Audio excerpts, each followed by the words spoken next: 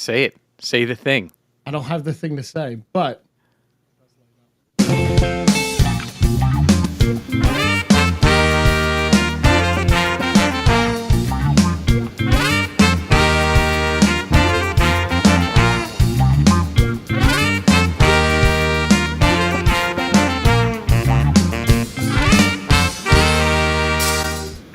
How do you not have the thing to say? I didn't have the thing to say. It was hi everybody.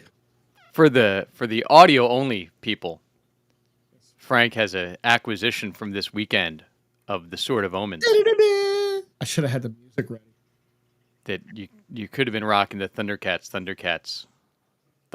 ho. Oh wow, look. I just found at the bottom. Uh-oh. Oh, I guess that's where the batteries go. That would make sense. All right, we're learning. It's a learning podcast this week. Listen, I'll talk about it in a minute. Charles, thanks for joining the chat already. Everybody else, thanks for joining and finding the geek spot with us again this week.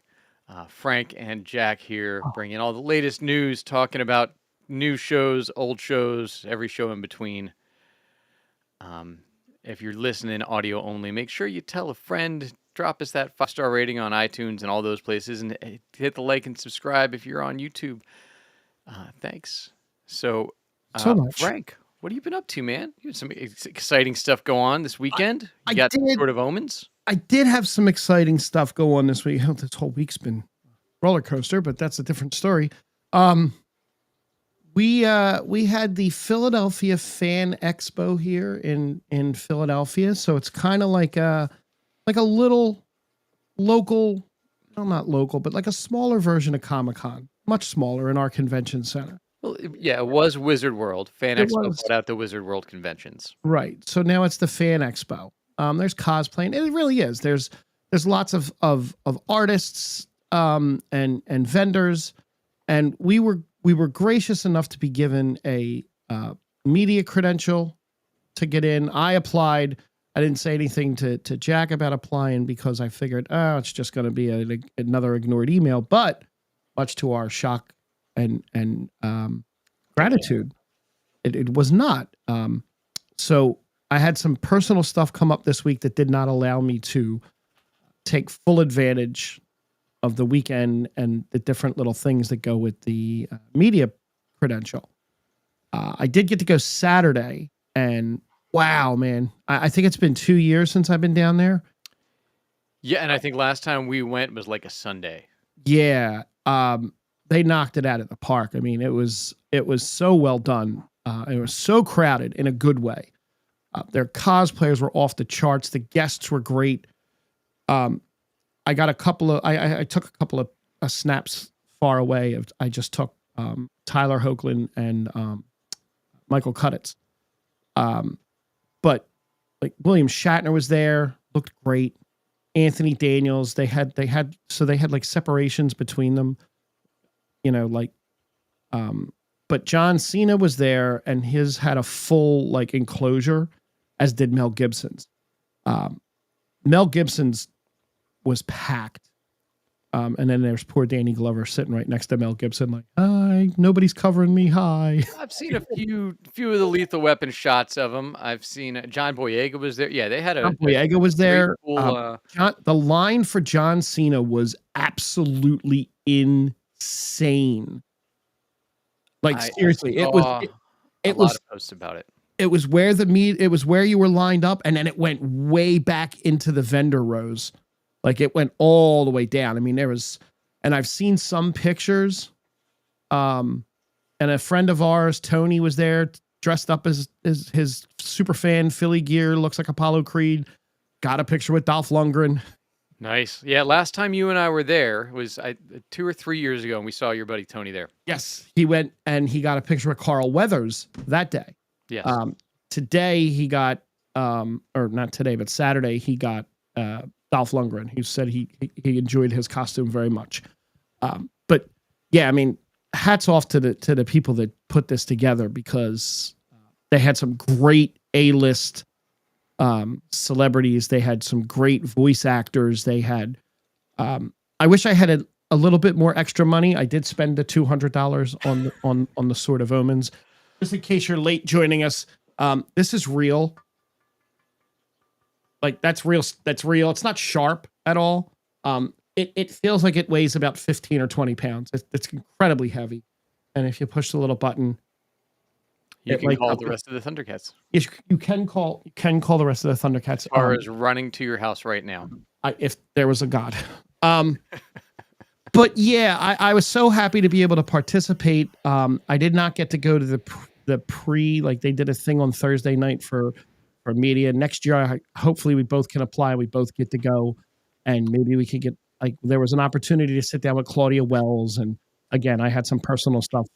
Yeah, there was some other panels and things like that too. No big news broke No, from not this for week. this. It seems like Tyler Hoechlin was just on Rosenbaum, so he sucked every bit of news out of him before this weekend. I think they were like at another con somewhere else, the Smallville cast. They were here 2 years ago. Yes, last year. I did stop for about 15, 20 minutes, and I listened to Kate Mulgrew and Sonequa Martin Green did a little panel on a stage where they were talking about their lives, and I caught a little bit of that, and Kate Mulgrew's was fascinating how, like, you know, her parents made her grow up listening to like the Russian symphonic performers, that like Tchaikovsky and like all of that. Yeah, all of that, and it was really interesting to listen to. And then as I was leaving, after I made my way through, you know, some of the stalls and stuff, Andy Serkis was on stage, so I listened to him for a few minutes. That's stuff I would really love to sit down and like really just take the whole day, 1 or 2 days next year, and do that. Yeah, so we'll plan ahead next time. And now that we know there's the press pass potential for us, we'll make some things happen and try and get some scoops for everybody on here. Yes. Otherwise, it's been hockey. Yeah, Dolph Lundgren also threw out the pitch at the Phillies game last week. He did something. Yeah. Yeah, I don't know how far it went. I didn't see the throw. Nope, not good. Okay. It's not a great. You would figure for a man that's in that great a shape. Is he? Yeah. Okay. Yeah, he looked good. He looked really good. Yeah, no. I know he could still kick Stephen Amell's ass not too long ago. Yes, he did. And it was really nice to see Christopher Lloyd was there, and obviously Claudia Wells I mentioned, and then Peter, is it Tolkien, right? The principal. Yes. The principal was there. Great. It was really good to see them there. John Boyega, super, super engaging with everyone, had a big smile. Like, you know, sometimes you go to these things and you kind of catch them, like they have that little bit of misery. Yeah. Maybe like you've seen a picture of Mel Gibson with some fans and he doesn't exactly look thrilled to be there. Everybody that I saw in all those pictures from this weekend. Yeah, everybody, they were so engaging, and I did right as I was getting ready to leave, I saw Bitsy come out and sit down, and she was so like big smiles, super engaging with I love to see that. Yeah, speaking of that, I don't know that John Boyega really has anything going on other than that. So I feel like that would be why he was so excited to be there, because maybe he's had nothing come out since 2023. Oh boy! Which was they cloned Tyrone, which was great. I talked about it on here. You can, probably in an old episode you can go find if you want to know my thoughts on they cloned Tyrone. But it was very enjoyable. Yeah. But yeah, that's his last credit on IMDb. So I feel like he's had some time. Everything else is in pre-production. Well, everybody has stuff in pre-production, right? Sure. I bet William Shatner has 7,000 things in pre-production. William Shatner looked really thin. Well, I mean, he's a man of a certain age. I think he's in his 80s. He's got to be in his 90s by now. I'll tell you in a second. Well, William Shatner was born in 19. No, Ooh. Okay. My bad. Yeah, 94 years old there. Yeah. His birthday was just 2 months ago. So yeah, he's been there and done that, and he still drives himself everywhere, which is the wildest thing ever. That's amazing. But God bless him. Yeah. So that's a good time seeming to have. We'll like I said, we'll work on it for next time for everybody. Get a little more news out of the old fan expo for you. Maybe we'll try and hit up the one in Oaks because they do one in I Oaks like that. too. So we will try that. We've got I just had a gig. My kid played up at Steel Stacks yesterday up in Bethlehem, which is this awesome outdoor hall in front of these old steel stacks that are no longer working. So it's like this rusted out warehouse and all these processing steel stacks. You can look it up online. But yeah, so they did a concert there yesterday. We had a bunch of other concerts last week, so it was just nonstop music, and snuck out to the Union game the night after we had our last podcast. Yes. Another win for them to move into first place. That's And then awesome. they tied, and then they moved in second. They took over first place on Saturday this week. So good things going on for the Union. Messi's in town Saturday, so it's a little exciting. You got tickets for that or no? Yeah, yeah. Nice. For soccer fans, that's a little bit of a big deal. Suarez and Messi in town, so should be a good week for the Union. Yeah, more concerts coming up this week. Couple gigs, big holiday weekend. Staying relatively local for it. I'll be in Hatboro on Friday and Media on Sunday. I want to do nothing but go to the pool. Matt, our frequent friend here, has got a new liner in the pool. Got the diving board all tightened up so I don't break it this year. And I'm rooting for you. I'm excited. I got maybe 2 hockey games, and then it's a chill weekend. Very cool. So, and we had some other finales. We had some cancellations. We had some trailers. There's all sorts of stuff that happened in the last week. Some premieres. Yeah, there was a couple things, but there's only one thing that everybody really anticipates. But before we do that, I will grab a list. Is it the list of why Suitele was canceled? No. Oh. No. It is tell you why Suitele was canceled. It is the 10 first episodes of TV shows that hooked us from start to finish. I want to see how viable this is. So from start to finish for the entire series or just the one episode? No, for the whole series. Oh, all right. Let's see. Because a lot of TV shows take a few episodes to kind of get you hooked. That's true. Yeah. Like Star Trek The Next Generation took probably 2 seasons to get you hooked. Yeah. You watched it because it was Star Trek and you hadn't had Star Trek in like 40 years, but 30 years, but 20. Yeah. And then, The Office, some people still have not grabbed it. Might take 8 seasons. We'll see. Not there yet. So this list is from Screen Rant. This was published 2 days ago. Okay. So coming in at number 10 is not a show I've seen. Well, that's also another fun game to play is how many shows has Frank watched in a top 10 list? Right now we're 0 for 1. The Walking Dead. Agreed. Okay. I don't know that it grabbed people for the whole run. Okay. Because it ran for so long. It was 11 plus seasons. Right. So I would say that that is true though. Okay. The people that it grabbed it were heavy in for at least 5 or 6 years. And that first episode was game changing as far as Apocalypse TV. That's pretty awesome. The second show at number 9, I'm 0 for 2. This is The Leftovers. This is Damon Lindelof's follow-up to Lost. Yeah, it's why I'm trying to get through The Office so I can binge it before it leaves HBO Max in like a month. We're HBO Max. Yeah, we are HBO Max. Yeah, Prestige Television. Everybody that watched it has raved about that show. It's another one where it's a big mystery of it's half. I believe it's half, if not more, of the population disappears. 2% of the world's population vanished at random in a rapture-like event dubbed the Sudden Departure. Yeah, so it's how everybody deals with the fact that all these people disappeared. Okay, that sounds pretty cool. Yeah, and I like Lost-like TV shows. Maybe that one can get a look after I do The Who. Yeah, Thanos cracked a knuckle. Didn't snap. He just cracked a knuckle. Number 8 finally pulls me in to a TV show that I've seen, and it absolutely hooked me from the episode 1, The Boys. Oh yeah, it's the first 5 minutes of that show. I was like, oh yeah, I'm staying with this. 100%. Yeah, that was great. And if you haven't seen it, well, you should go watch it because they're coming up on the last season. Spoilers for a 8-year-old show. Yeah, they're coming up on the last season sometime in the next 5 years? Next year. Next year. It's already filmed. Yep. Number 7, back to shows I have not seen. Yellow Jackets. Oh, 100%. Mm-hmm. Okay. And look, I've seen very mixed reviews on season 3. My review is it's kind of gone off the rails.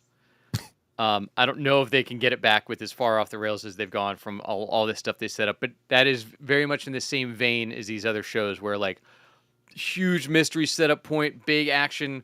Oh my God, what's going to happen? And what does this all mean? And how do we unravel that mystery? And we're not there yet with it. So we'll see. I don't know if it got picked up again for a 4th season. I don't remember. Coming in at number 6, another show I have. So I'm 1 for 4 now. And this one, of course, is a show that I should be watching. I just, Doctor Who. For whatever reason, the first episode did not grab me like, say, The Boys did. Severance is number 6. Oh, I don't know that I agree the first episode brought everybody in. Yeah. This was one I heard it takes like 2 or 3, maybe 2. Yeah, that's the hype helped that show. Because I don't think it was a hit when it first dropped. I got in like 7 or 8 weeks in. I caught up before this first season ended, but and again, that's another one that like I hope it can keep going with the way what it's doing, because it's so deep in its own mythos it can quickly go off the rails at this point. Right. Number 5. Trend continues. Cowboy Bebop is at number 5. Never watched it. Well, it's an anime, so that makes sense. I tried watching the movie. Okay. With the guy from American Pie, or with he plays Sulu in the Star Trek movie. Oh, okay. I know who you mean. I was not sucked in. John Cho. Yeah, the Harold and Kumar. Yeah, I was not sucked into to that when I tried watching that, but I heard this anime is fantastic, but the live action was not great. At number 4, this is one that's a little yes and no for me. This is The Last of Us. So episode 1 of season 1 did grab me, and I loved the whole first season. And as we'll talk about later on, I am not caught up. I tapped out midway through the not this week's episode, but the week before last week's episode, and I just never went back to it. Busy week aside, I really didn't watch a lot this week at all. We can hit details on that later on. Like I said. I will say it is turning into a run of the mill zombie apocalypse show. Okay. There's some chatter about it. At number 3, this one 100% got me. This is one I did finally watch. Yay. Lost got me.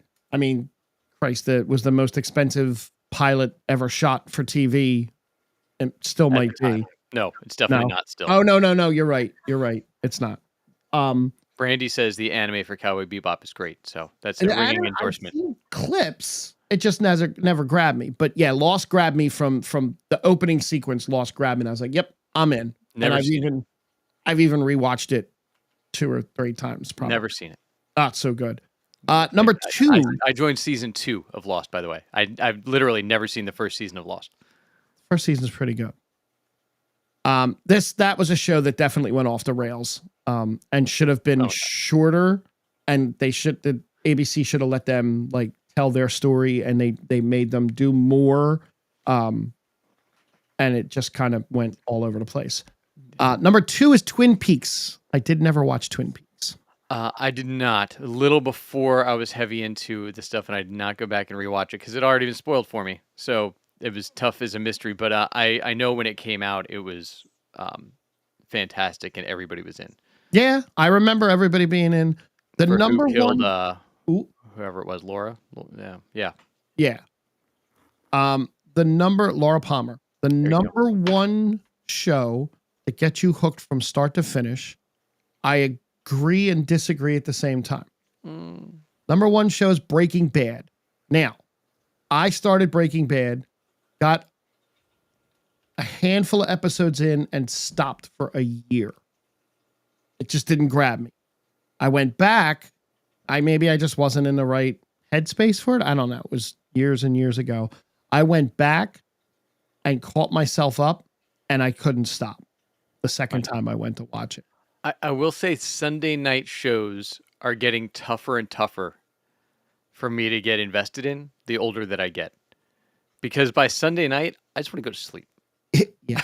It's Well, it's been an insane weekend by the time we get there every week. you waited and texted me at 10 o'clock last night and was like, "Are you doing Lost of Us?" I had taken a gummy. I was out. I was actually, no, I'm sorry. I was asleep. I couldn't fall asleep. I woke back up at 11 o'clock. I tossed and turned for an hour. Then I took the gummy. Work this morning sucked because Yeah. I was half asleep through half my morning. There was a casting decision, which is why I wanted to see if you had done it, and so I will wait still till you see that.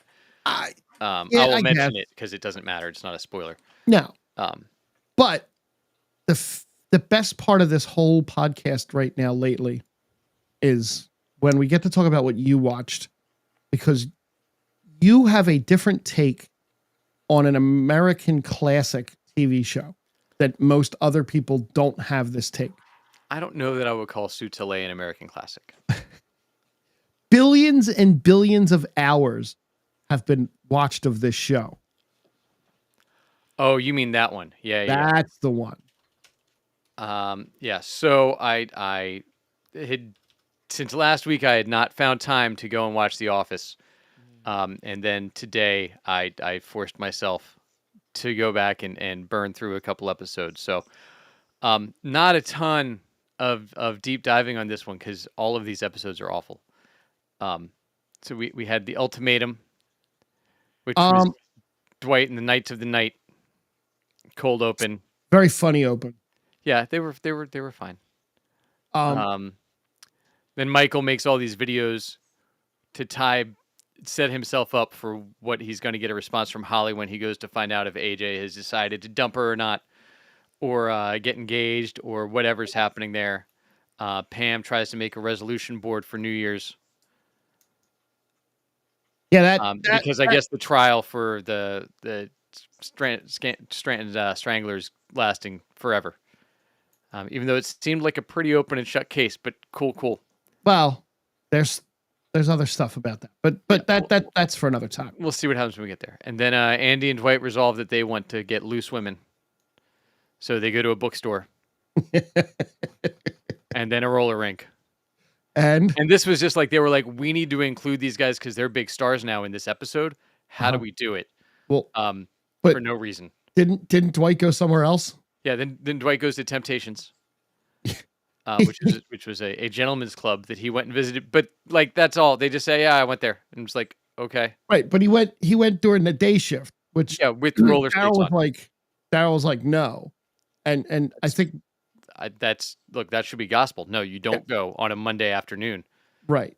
It's not the right time. One of the only funnier parts of this whole episode literally was the moment. It was literally a snippet of a scene where Daryl buys the e-reader, and then when they ask him what he bought, and he's trying to like get around it, and he just tells them he bought nasty, dirty old lady porn. Yeah. Like that got a real laugh from me. I will also admit the rest of that episode was kind of blah. Yeah, I mean, and then there's the resolutions and like Michael forcing Kevin to eat broccoli, and Kevin doesn't know how to eat broccoli. Okay, that was funny too. Creed trying to do a cartwhile. This is a new food for me. Yeah. Okay, I'm back. I'm back in. Look, you're back on board for it. Back in. And there you go. That was the extent of and then Holly and AJ break up because Holly wants to take a break because Michael was so mad that she's not single. So then we get the seminar with the Ricky Gervais cold open. That was fun. Took him 7 years to get there. Which I'd never watched the original either, so I don't know how tight that is to his original version. That's his character's name, David Brent. Nice. Okay. Yeah. This episode made no sense to me the whole time. Wait, did you not like Ping? Huh? When Michael did his when they did their characters in the cold open, when they did they did their really really really bad Chinese guy characters. Yeah. Really bad. Like cringe bad. Yeah, whatever. Ping. Yeah, our president does those impersonations now, so it's not as funny. Oof. We get to Andy decided to start using the office to run a scam business, which is like the weirdest thing ever that Gabe allowed this to happen in the office. But Gabe was too busy. Playing Scrabble. Yeah, I got it. But Uh-huh. weird. Is this a Scrabble one? Yep. Yeah. But weird that like the whole office is behind him running a scam business out of the conference room, including Michael and Holly. I didn't understand the point of this episode at all. It's 100% a filler episode. Yeah, was. Which look, it's and that brings me to something with all these other shows that we've been watching, right? Like when you have an 8-episode season, you should not have filler episodes, right? Or a 10-episode. Like you shouldn't need filler episodes. Like these 28, 30 billion, however goddamn many episodes of this show I've had to watch seasons. I get needing filler episodes and having ones that are like throwaways. But like some of these other shows keep like this week's The Last of Us could have been 20 minutes of another episode. And same thing with last week's. That could have been one episode. Instead, it's 2 weeks to kill time to get to their show order. Like that's where it's weird when these shows don't have show orders like of specific lengths, it seems anymore. That they feel the need to still throw in fillers just to add minutes. They really try to drill home that Aaron's an idiot in this episode and doesn't know how to spell anything. Yeah. Which is tough for a secretary because in most shows, like the secretary is the really smart one. That is undermining everybody else the whole time. So a little weird. Andy admits that he's an awful salesperson, but somehow has been better than Pam when Pam was a salesperson. Not sure how that happened if he's this bad. And Jim spent the day hiding from somebody because Jim has been a dick his whole life, as evidenced in this episode. This is the guy from like what, the 4th grade he's hiring? Where Jim was a dick to him way back when. No, well, it was because of Jim's mom. No, but Jim presented it as you're stupid. And that's why I don't like you. And this kid held on to that forever because Jim's still an awful person all these years later.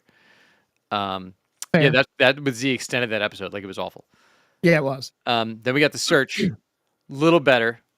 Yeah, I actually really enjoyed this episode. Where you get Ryan and Kelly getting divorced to start the episode. Because they got married. Yeah. Because they were on a bender. Ryan's a crier. Yeah, which is fine. Michael goes and yells at Holly, and then he leaves with Jim to go make a sale. Jim leaves him at a gas station because Pam's mom continues the trend of this whole family being awful human beings and locks the baby in the car. It was an accident. And then Jim bails her. Dom, you're so close. I'm like almost through it. This is the last one, Dom. This is his last episode of The Office. He's almost out. Yeah, and then Holly decides to go. Aaron doesn't like Holly, so Aaron wants to go, and then Dwight decides they're both idiots, which is accurate, and decides to go find Michael. Meanwhile, they're doing a caption contest at work. The caption contest was actually kind of funny. Yeah. And then Holly and Michael, because Holly knows Michael so well and thinks the same way, they make out on a roof, and that's the end. And I didn't go farther because I can't wait to see what I got to sit through the next couple weeks for that. If you do them in 3-block episodes to round this little segment out, the 3rd episode in the next little 3-block, actually the 2nd in the next little 3-block, you're gonna hate one. The 2nd one is so ridiculously over the top. It's the best. It calls back to an earlier episode where they found well, I won't say anything. We'll see what happens. Yeah. All right. So we got I got. You're out of that. Oh yeah. Yep, I got that. All right. I'll do 3 or 4. I will not do 6. Yeah, I'll do 3 or 4. Anyway. So all right, that's where that's at. We're done with the Office. Did watch a couple other things. Good. Go into what you watched that's not Office related. Yeah. So Suits LA, as I've mentioned a few times so far, canceled. And last week, even after episode 12, I was like, I don't understand why this show's canceled. It's finally finding its stride. Then I watched the finale, and I know why it was canceled. Because I've seen few shows like start kind of flat and then go way up and then completely miss the landing for the season. Like, it threw away all of the work that it did to establish all of these great storylines and like That sucks. rival firms and this and that. And then at the end, they're like, hey, no, we're all going to be friends and we're all going to do the thing. I was like, oh my God. So it took away like all of the cool stuff they had been developing as far as like storylines and relationships, Right. and tossed it all out the window to make it in like a happy-go-lucky thing Ugh. at the end. And it was so I understand why it got canceled, which is a shame. And Stephen Amell also should stop acting. But besides Not that, that good. Before you go on, just for the new people that joined the show, in case anybody missed it, I bought the Sword of Omens, and it's real. Lights up. That's for T and Dom and Pete, who joined a little while ago. There it is. Thundercats, ho. I see Dom started watching Modern Family for the first time. I'm so jealous that that's what you get to watch for the first time versus The Office. I actually It is never watched that. I guess I should brilliant. try that too. Oh, Modern After Family. the is so Who. good. After the Who. The Who comes first. It is so good. Anyway, continue, please. So yeah, that's where Suits LA is. The rehearsal, which continues to be either brilliant or the weirdest, most disturbing show on television, with Nathan Fielder. This week he's trying to go into Congress to talk about how he can save the airline industry from crashes, and doesn't rehearse and then proves that he needs to rehearse for things. And also there's all this subtext of him going into his show being super popular with autistic people and him not grasping that he is probably very on the spectrum, but could also be a complete act with the dude. Like, it's so hard to tell, and it's supposed to be a comedy, and I can't tell if it's funny still, but I can't not watch it. Right. It's tough. It's a fascinating show and a fascinating study on the way this dude's mind worked and everything. Dom, you asked, did he do the Thundercats ho to start the show? I did not. I set him up too. He did. I did and not. he said, no, I will It not doesn't. play your reindeer games. I do get sight beyond sight, but I do not get the sword to grow as I yell. And it, as I had said earlier, it weighs like 15 pounds. It's freaking heavy, just not sharp. Yeah. And the other quick thing I'll hit on is Poker Face, which I talked about the first season. Yes. Is back. I think they dropped the first 3 episodes all at once, like 2 weeks ago, because that actually ties up some storylines from season 1, like through line them. Giancarlo is in it. Esposito. Okay. Is in one of the episodes. All of them are guest stars, weekend. right? It's like Columbo every week. It's a new mystery. It's all new guest stars. Kamal Nanjiani and Gabby Hoffman were in episode 4. Okay. It is so good and so much fun. Natasha Lyonne's great.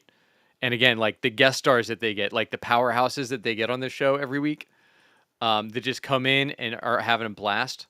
It's a Ryan Johnson jam. So it is super fun. I recommend it quite a bit because I enjoy every episode. And you know me, I love everything. So I know that's not a glowing endorsement. Everything. The first one the first episode of this season has Cynthia Erivo playing like 5 or 6 versions of like quintuplets, sextuplets. Okay. So she's playing all of the different characters, like all on screen at the same time, doing all the things, and they're all very different. And she's brilliant. So that was awesome. For those of you that saw Wicked, I know it's on Frank's list. It is. It's right down there next to. And then, like I said, the second episode, listen to this lineup in the second episode, right? You get Giancarlo Esposito, you get Katie Holmes, you get Kevin Corrigan, if you remember who he is. Katie Holmes do anything in a long time. I didn't know it was her the entire time she was on screen. I Wow. had no idea it was Katie Holmes.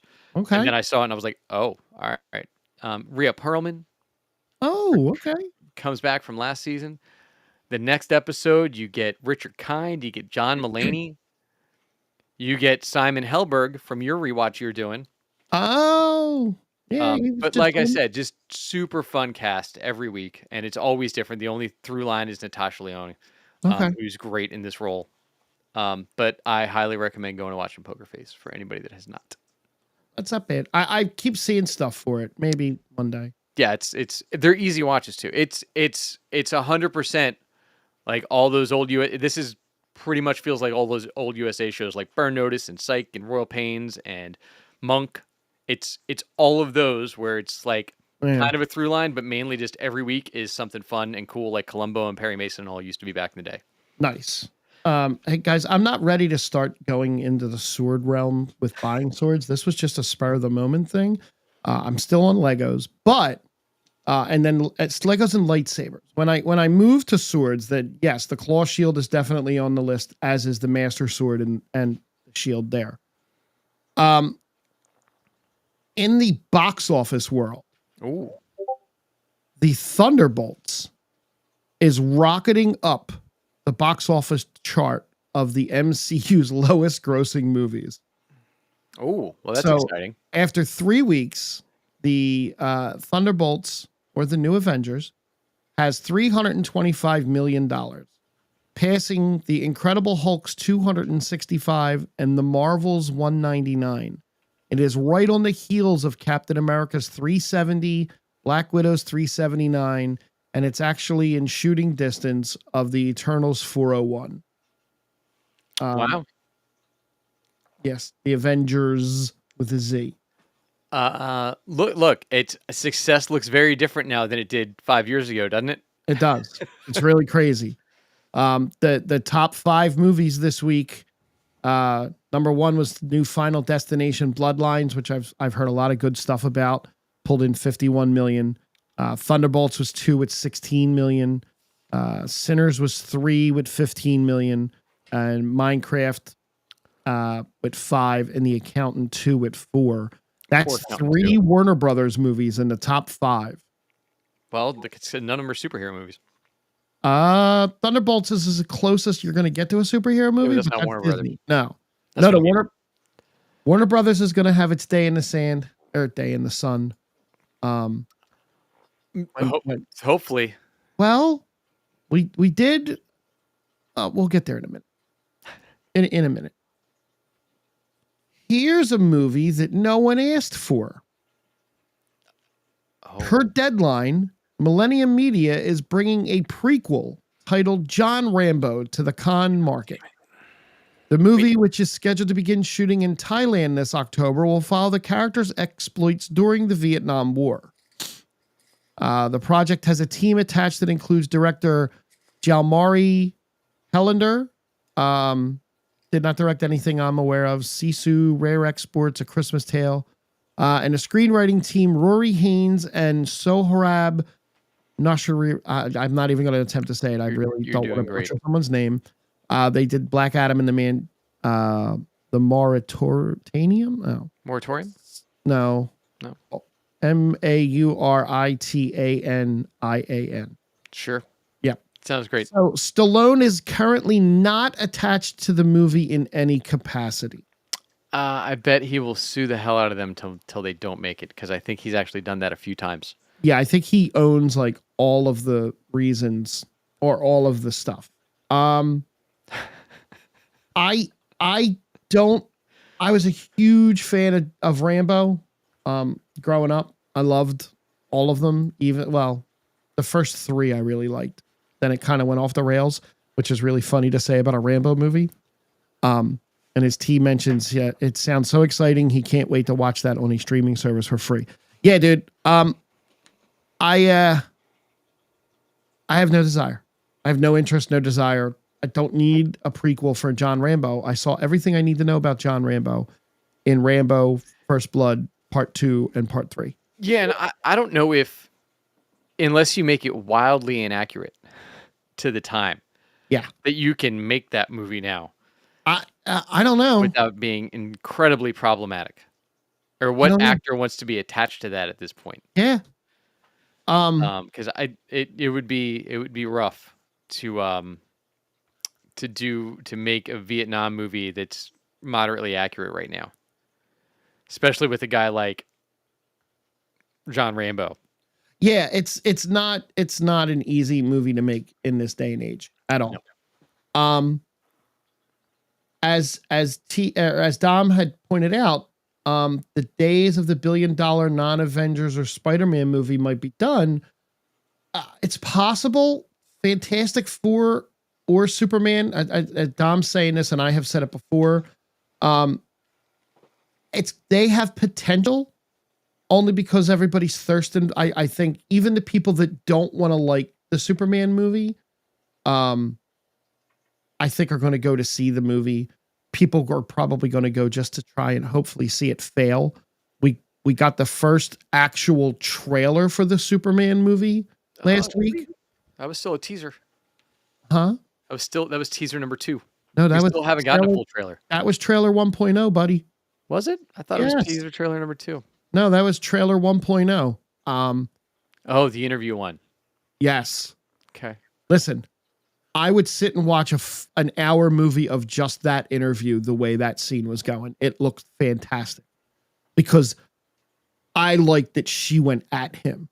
Like, she didn't just throw a softball question up, like, what's it like to fly? Like, she was actually asking like hard-hitting, real news questions about stuff.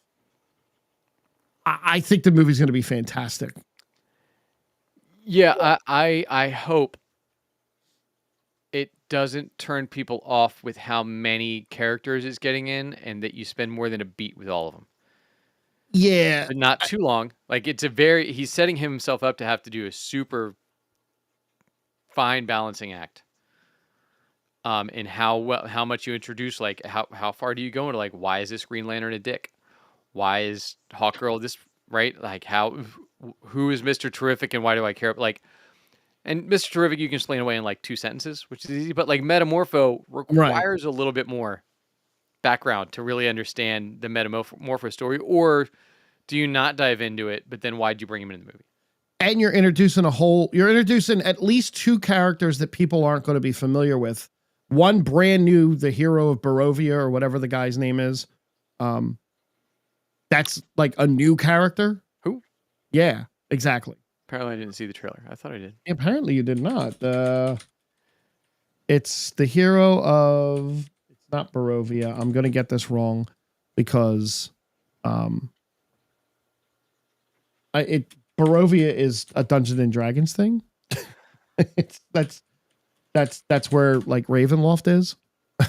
It's the Hammer of Boravia. I'm sorry. So it's the Hammer of Boravia, the Hammer of Boravia. Oh, it's Rocket Red. Huh? It's Rocket Red. It's an original character for the movie, apparently. But you have him. You have the Maxwell Lord's Justice League-ish people there.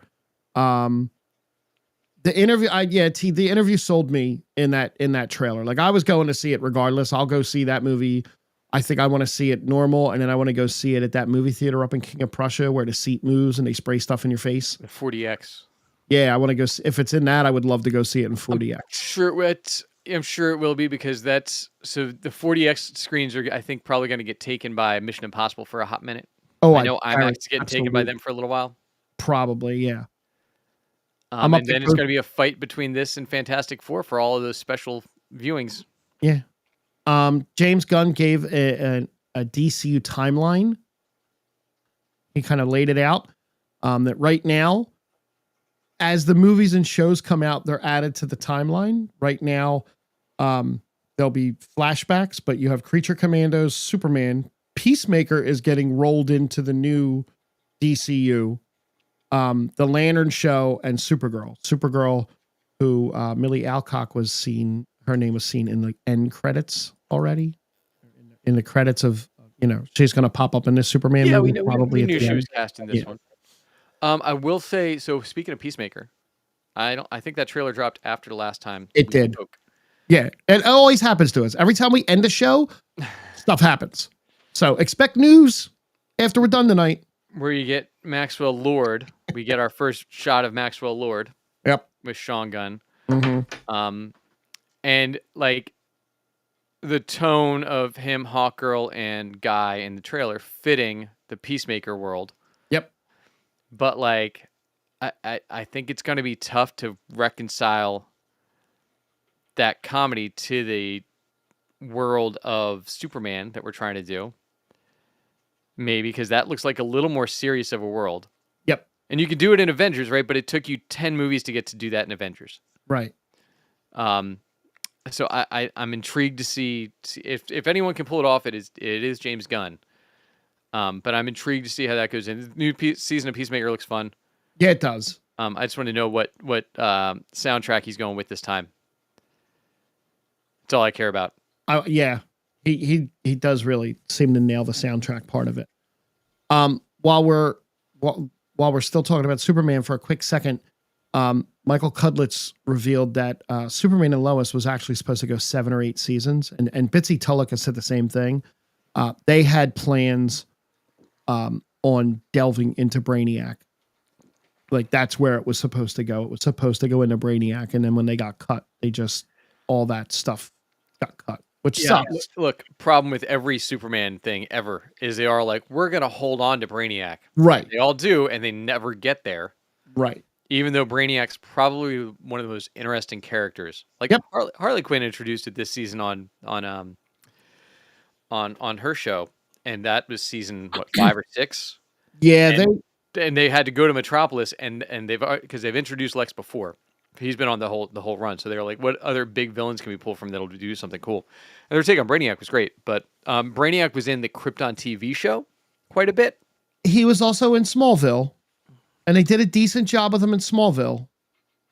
Yeah, but like Brainiac is legit the big bad that nobody ever uses the way they should.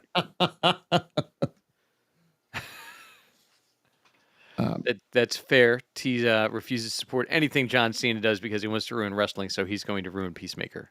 I wholeheartedly agree with you. You see my last real champion shirt in the background. I'm excited. I'm excited for the Fantastic Four. I'm excited for Superman. It should be a fun summer for movies. 100%. And I'm going to actually spend money on movies. Well, there you go. Well, you're an AMC. I am guy, right? I am an AMC with your guy. club. Yes. And before we talk about the greatest finale to air, was there anything else I missed?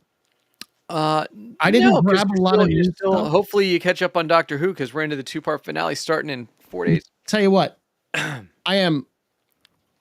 This should be a better week to be able to catch. Last week was an absolute nightmare for me. I didn't even get to rewatch anything. The Big Bang Theory is kind of dead in its tracks.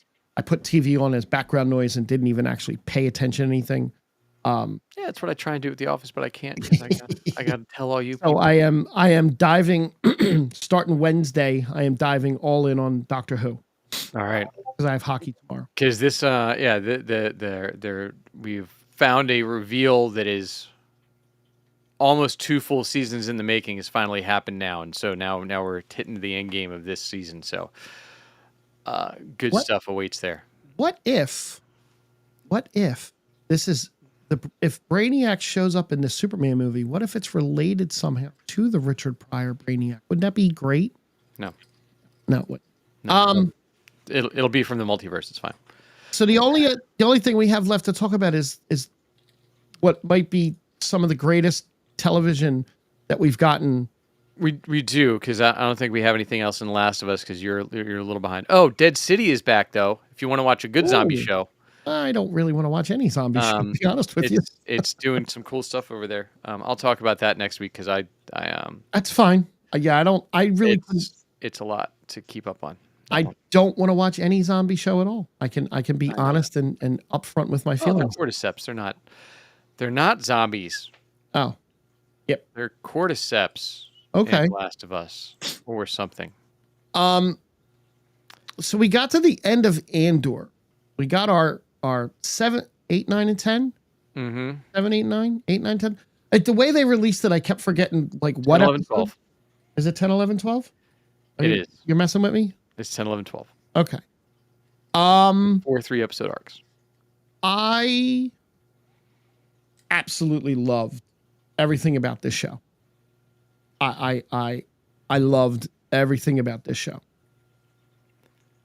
It was so poignant, and it like, if you look at the scope of what they had to do, they basically had to take the movie and what's canon and then work backwards to get you to the movie without, they did it in a way without like going and making gratuitous cameos, and like they didn't force characters into places where they didn't need to be. You did it without any Jedi. No real use of the Force except for that one 5-minute scene with a Force healer that really didn't, like, you know what I mean? Like they really didn't use the Force the way any other Star Wars show or movie has used it. No, but this, as opposed to all the ones that are like, let's talk about all the Jedi that survived Order 66. This is like, hey, most people wouldn't see Jedi during this stretch. Like it's more common that you're not close with the Jedi and you don't see them everywhere that you go, like it feels in all of these other shows that were during this time. Like for instance, I don't know if you ended up watching after last week the Rebels episode. No, I didn't. I did not go back and watch the Rebels episode. But so that was when the first, not the first, but the second mention of the Gorham massacre. Yep. Was brought up, and that speech. There's some differences. They were fine. No, whatever.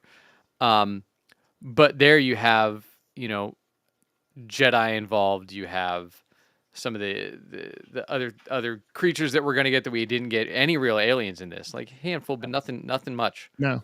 Which we also didn't get in the Rebel Alliance in the first one, really. No. In the prequels, or in the wherever we were, 4, 5, and 6. So I thought it was interesting to go watch that and see Mon Mothma be much more secure and confident in Rebels than she is at that point in Andor. Yep.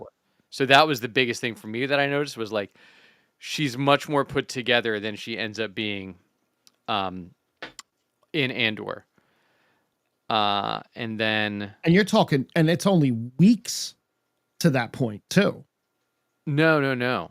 Like from Andor to, well, it's that episode of Rebels. It's the same day. Well, no, that episode of Rebels, yes, but I mean, when you see Mon when she meets Jin, that's like within a month, I believe, right? Well, no, because then it's a year, right? So our Mon Mothma in these 3 episodes of the finale, it's a year before Luke blows up the Death Star. No, it's like a week before the Death Star thing happens. Oh, okay. Because if you go, did you go watch Rogue One right after this? No, not yet. So, all right. So, because I didn't remember either. Yeah. So in episode 12, we keep hearing about, hey, why does Tivik keep calling? Tivik, I think, is what his name is. Why does he keep calling? And he has this information for us. Rogue One opens with Cassian talking to him. Gotcha. Like Cassian and K2SO leave, right? Yep. They go to the opening of Rogue One. Is that where he's walking? Like that last shot of him walking is him walking to leave. Correct. To go see Tivik at Coruscant or wherever he is. Okay. But that's him going to get on that to leave, and then you cut to the same thing where when they go see Saw in Rogue One, that's what they're talking about. That whole episode 12 of what Saw is doing and where he's oh, we need to go there. But it means more now. Right. Yeah, but it like sets up like, when you go right into Rogue One afterwards, this is legitimately like Diego gets on the plane and goes right into Rogue One. The timeline's a little wonky with Jin when you get into it that way and you try and time it up with this, because this shows you when they learned about Urso. Yeah. And you start hearing that Galen Urso, and you start hearing that name in these episodes as well, right? And they're like, oh, and this name, okay. But then you get some more of that backstory is actually the opening of Rogue One, right? Is the Galen Urso stuff. So and Jin as a little kid and Saw getting her. Right. But yeah, it's neat to watch the two, and stuff definitely hits different. We were like, oh, this is what he was doing literally hours before this point in the movie. I read something today that's actually kind of funny. Okay. So this was posted on one of the Star Wars fan pages, and it just kind of popped up in my feed. So Deidre is indirectly the reason the Death Star was destroyed. And look at it this way. And this is what this person says. Now tell me if you agree with this or not. The plans would have never been leaked if she hadn't stumbled upon those misdelivered notebooks and decided to dig deeper instead of simply reporting the error. Without that moment, Rogue One doesn't happen. Without Rogue One, there's no episode 4, which means no Empire Strikes Back, no Return of the Jedi, no sequels. Everything changes from that moment that she starts to do that digging. But she unknowingly becomes the pivotal spark in a chain of events that drives the entire Star Wars universe from that moment forward. Is that not kind of weird? Look, I don't know that the things would have not happened. They wouldn't have happened that way. Right. Now, and we would have gotten a cool alternate, as T actually just mentioned. Right? What if Andor ended up doing a parallel timeline thing and rewrote Star Wars lore like the reboot of Star Trek? Star Wars fans would tear down Lucasfilm Studios if that happened. 100%. But I think that I would be interested. Would be a cool thing to do. They should do that in books, or the comics or somewhere. So, you definitely can't do that in the mainstream continuity. Chris, friend of the show, Chris Bryan, good to see you, Chris. Hey, Chris. Reminds of Krennic talking to Dedra, and giving the boop of malice on the top of the head. I was just going to mention that was unscripted. Yeah. Mendelsohn did that on his own, and her look of shock is genuine. Mendelsohn said he didn't want to come back unless he could take the character to the next level from where it was and really ramp up the evilness of the character and taking things to that next level. And he got to there. Look, what they did with Dedra, where it's like, oh, as we speculated, right? Is she going to end up on the Death Star? Is she going to do this, that, and the other thing? The fact that everything she did set up the rebellion to win, as you just said, and then she just ends up in prison. It's like, is there any worse punishment for her than not only helping the Empire lose, but then just not seeing anything and not being a part of any of it? Did you like? All right, so a couple of quick questions. Did you think Luthen's death was anticlimactic, given all that he had done up to that point? No, I didn't, because I thought what it did is it gave them the opportunity through that brilliant episode 10 to show you that Luthen was really just a pawn of Clea without realizing that he was, right? He was all in, but he was all in because of her. Yeah. And what she did and how she was masterminding things. But then to see, I want more of her. Like I would take some more stuff of her and Vel going forward and see what happens with those two characters as we get through. Like, did they end up on Endor? Did they, right? Like, where did they go through the series of the rebellion? Even though I think episode 4 is over the span of like 2 weeks. Yeah, I think so. The movie, New Hope, obviously. Yeah. But getting to see that and getting to see more about this, where the rest of those characters ended up, like, I still want to know that. I'm not concerned about, I don't need a sequel with Andor's kid in 10 years. Like, I don't need that. And there's a lot of stuff that, like, the rumor mill churned the minute that kid appeared on scene at the end, and everybody's going, "Oh my God, that's Poe, that's Poe." And I thought that too. I was like, "Oh, that'd be cool." Tony Gilroy came out, was like, "It's no one. It's a baby. There's no name." So they can tie it at some point down the line, but as of right now, it's no one. It's just Cassian's kid. And I think that moment and the fact that he and Jyn never had an actual romantic relationship through Rogue One, that ending now is so much more powerful in Rogue One with them on the beach like that. Like, it makes so much more. Well, not only that, but it proves that Bix was right to do the right of the rebellion and let him do what he needed to do. Because if he had known that he had a kid, he would have made different choices throughout Rogue One. Yeah. So, her decision gave him the freedom to go fight for the rebellion the way that he needed to.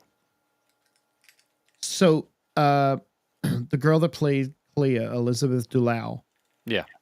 had literally just graduated from drama school when she got plucked to do this role. She had no experience whatsoever before this. She's the absolute standout star of the show to me all along. Agreed. She was so great. She was great. I mean, they were all great, honestly. Deidre was great. Deidre. Cyril, the guy that played Cyril, was great. I guess I know, you know what? I'm glad that they got the endings they got, not the endings that I mean, I don't remember if you agreed. I said I hope they both got stationed on the Death Star, and that's how they died. No, this was great. She ends up in the prison that Cassian was in, and I was just like where they're walking in that base and all that. Just months later, that's where Luke and Han and Leia are. Like, yeah, because they did everything for the rebellion. That's why they get the medals. Yo, I saw that post. The post, what was it? It was a post that these two chumps just show up and get medals when these people in this show did everything for the rebellion and don't get mentioned. It's funny. It's amazing if you just sit back and think of all the good that came out of those first three movies and all the spin-off stuff that's been good that's come out of them. Yeah. I'm stressing that word good. But yeah, it's Andor's over. We got nothing Star Wars coming until, well, what? The next animated thing is Maul next year. Yep. Mandalorian movies next year. So we're... Yeah, they did drop that Tales of the Dark Side. Like I said, I made it through the first stretch, which was the Asajj Ventress stuff, which was okay. It was weird. I didn't love it. But had some interesting stuff in there with Asajj, but I can't tell what they want to do with that character or why they needed to tell the story that they told on there, unless it's setting something else up somewhere along the way. And then the rest of it is a Cad Bane, which is really weird. Yeah. And I'm not a huge fan. That's right. Dedra's building at Knuckles. Yeah, look, I think Tony Gilroy nailed the landing. From start to finish, everything was great about Andor.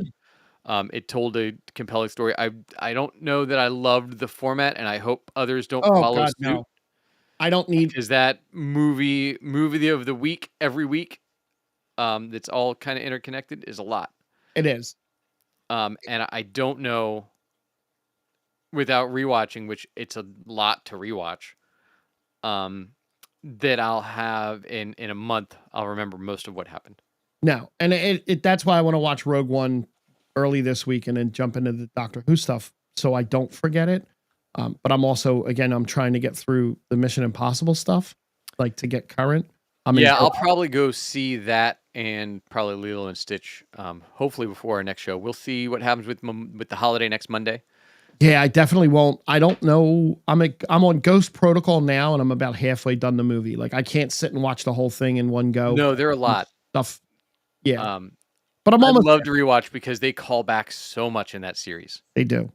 And it's 30 years of movies that they expect you to remember everything that happened in every movie, which is mind-boggling to me. I just want to get to Henry Cavill reloading his arms in the bathroom, and I'm good. Yeah.